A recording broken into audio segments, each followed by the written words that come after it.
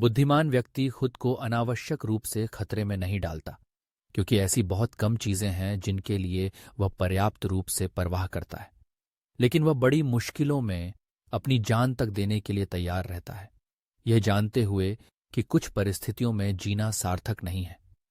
वह लोगों की सेवा करने के लिए तैयार रहता है, हालांकि उसे अपनी सेवा करवाने में शर्म आती है। किसी को दया दिखाना श्रेष्ठता का प्रतीक है, किसी को प्राप्त करना अधीनता का प्रतीक है। वह सार्वजनिक प्रदर्शनों में भाग नहीं लेता। वह अपनी नापसंदगी और पसंद के बारे में खुलकर बात करता है। वह लोगों और चीजों के प्रति अपनी अवमानना के कारण खुलकर बात करता और काम करता है। वह कभी प्रशंसा से भरा हुआ नहीं रहता, क्योंकि उसकी नज़र में कोई महान चीज नहीं है। वह दूसरों के साथ संगति में नहीं रह सकता, सिवाय इसके कि वह दोस्त हो। संगति एक गुलाम की विशेषता है।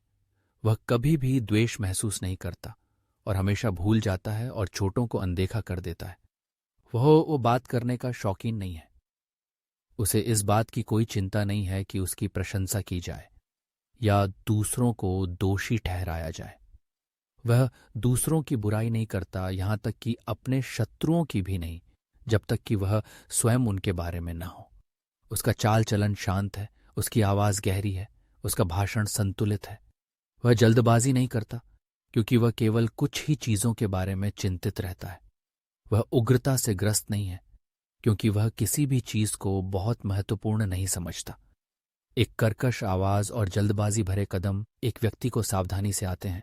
वह जीवन की दुर्घटनाओं को गरिमा और शालीनता के साथ झेलता है, अपनी परिस्थितियों का सबसे अच्छा उपयोग करता है। एक कुशल सेनापति की तरह जो युद्ध की रणनीति के साथ अपनी सीमित सेना को संगठित करता है। वह अपना खुद का सबसे अच्छा दोस्त है और एकांत में आनंद लेता है, जबकि कोई गुण या योग्यता न रखने वाला व्यक्ति अपना सबसे बड़ा दुश्मन है और एकांत से डरता है।